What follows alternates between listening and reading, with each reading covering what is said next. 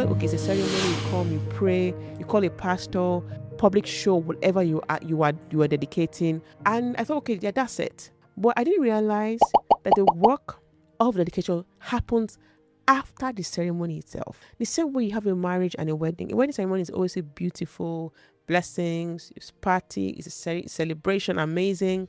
But the actual work is the daily choices we make. Hi everyone. Welcome back to Jola Speaks. Thank you for joining me once again today. Jola Speaks is focused on us growing with God. We're going to finish on dedication today. We've discussed it in the last couple of episodes. It sounds very basic, but I promise you, this particular series you want to listen to, because you'll be surprised at how we miss what dedication truly means biblically, as God sees it. And I will encourage you to listen to start with the first episode. This is the 5th episode. Start with the first. Just listen to their short episodes. Just listen to it. I know God will speak to you as you do so. So we round up on this series, right? And we round up saying dedication is more than a ceremony. Dedication is more than a ceremony, and it reflects all that we have learned for the last couple of days. Nehemiah 12 verses 27. I'll probably stop at 31. And this is when Nehemiah dedicated the wall of Jerusalem. So now, at the dedication of the wall of Jerusalem, they sought out the Levites in all their places to bring them to Jerusalem to celebrate the dedication with gladness, both with thanksgiving and singing, with cymbals and stringed instruments and harp. 28. And the sons of the singers gathered together from the countryside around Jerusalem, from the villages of the Nephophathites, from the house of Gilgal, and from the fields of Geba and Esmabeth, for the singers had built themselves villages all around Jerusalem. Then the priests and the Levites purified themselves and purified the people, the gates and the wall. And so I brought the leaders of Judah up to the wall and anointed 2 large thanksgiving choirs. One went to the right hand of the wall towards the refuge gate and the refuse gates. And after them went Hosea and half the leaders of Judah. I will not stop here, because as I find this series, I go back to my first reflection. When I was reading Nehemiah 12:27 and they were doing the word dedication, the word jumped at me. What is dedication? And I realized that as I went through my research and as Holy Spirit led me, what I thought dedication was not dedication.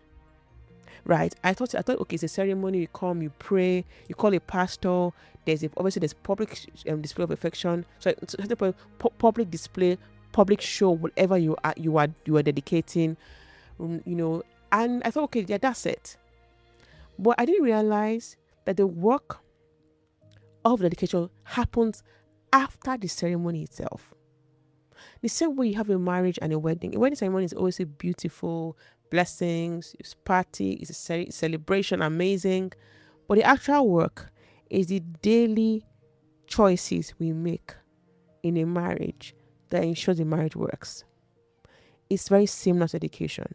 It is the daily submission of your will to God on that very thing that makes it a dedication. Whether it is a child, whether it is yourself, whether it is a business, it's a hospital, it's a career, it's a platform, whatever it is the daily choice of submitting to God's will. And so that event can be very beautiful.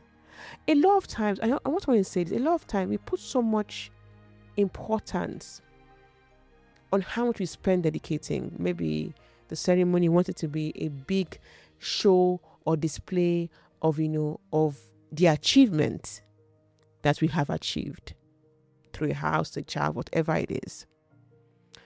That we are so focused on that ceremony, and we are least focused on what it may on what that ceremony actually signifies. Same as a wedding, right? In a wedding, we are saying, oh, we love each other, we want whatever and everything, and we spend so much time planning that wedding, and we spend less time planning the marriage because we're like, oh yes, when we get there, we'll fix it. It's a marriage is fun, but what makes a marriage work is the planning beforehand, as well as the daily conscious decisions every day to make the marriage work and live in a happy marriage. Same as dedication. What makes the dedication work is the planning ahead, the preparation for, the actual work, not the ceremony. And then the day decision to dedicate and rededicate and continue to dedicate whatever it is that you have dedicated to God. And so maybe you are in that position where you are about to dedicate something, maybe an achievement, maybe a child, maybe yourself, back to God. Can I say that you take time to really prepare yourself for that very purpose before the ceremony? Plan ahead. Yes, you are planning the ceremony, the guest list, the people that will come and sing, the pastor, the food, but also plan what it is that you're going to be dedicating. Plan, the actual submission, surrender, the conscious decision to do it.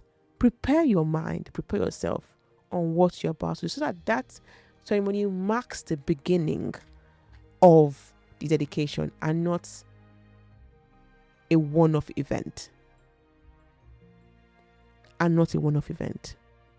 Your heart needs to be surrendered to God. Full stop. In whatever way, form, or shape, your heart is probably the most important thing. Because when you surrender to God and your heart surrender to God, your will, everything falls in line. And so you have to face yourself and make that conscious decision and Lord, you gave me this child, you gave me this business, this platform.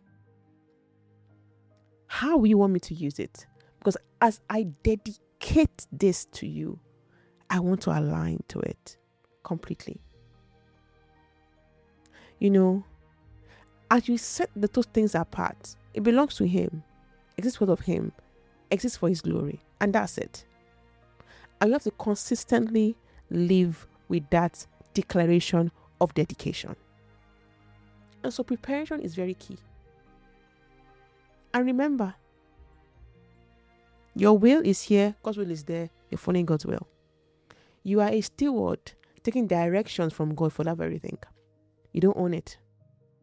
So, if you are in that position, beautiful, where you are actually about to dedicate, it's a good time to prepare your heart, prepare your mind, prepare even people that can make you accountable, so that as you actually do that public acknowledgement, you have entered and you are ready to do as God has called you to do. So thank you for listening to me today, and I'm going to pray for anyone that, like myself, we've dedicated something to God before in the past, and now we don't even know where it is.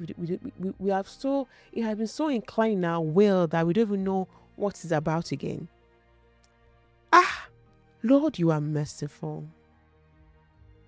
Lord, you are merciful. I want to read a verse in the Bible, Ephesians. I read it this morning. Ephesians 3 verse 2 verse 4 says, "But because of His great love for us, God is rich in mercy, made us alive with Christ even when we were dead in transgression. It is by grace we have been saved." Lord, that is your word. You are merciful. In wherever we have transgressed, in what you have called us to dedicate, what you have called us to do, in what we have dedicated, Lord, I pray your mercy speaks for us. And in your grace, you align us back to what your will and purpose is for that thing. As we rededicate, resurrender, resubmit. Thank you for being merciful. In Jesus' mighty name we've prayed. Amen. So thank you for listening to today. I know that you've learned. I have learned. I have paused and thought, about what dedication means. I know you have as well. If you have any questions, do send me a message, send me a chat. I would respond, or someone on my team will respond, and I will get the message. I love you. I love you too. Bye. Bye. Remember, if you have not listened to these episodes, I would encourage you to start from the very first one, bit by bit by bit by bit. And before I go, I want to say this. If you feel that actually you would like to rededicate your life to God, please follow me and pray this prayer. Lord, you are a God of mercy. People have listened to this particular series and we've realized, Lord, we need to rededicate our lives to you. Father, we say that, Lord, in your mercy, have mercy. For anyone that is saying these prayers, that as they rededicate their life to you, that you bring them back. And you, like the father and the prodigal son, you bring us back with open arms into your presence.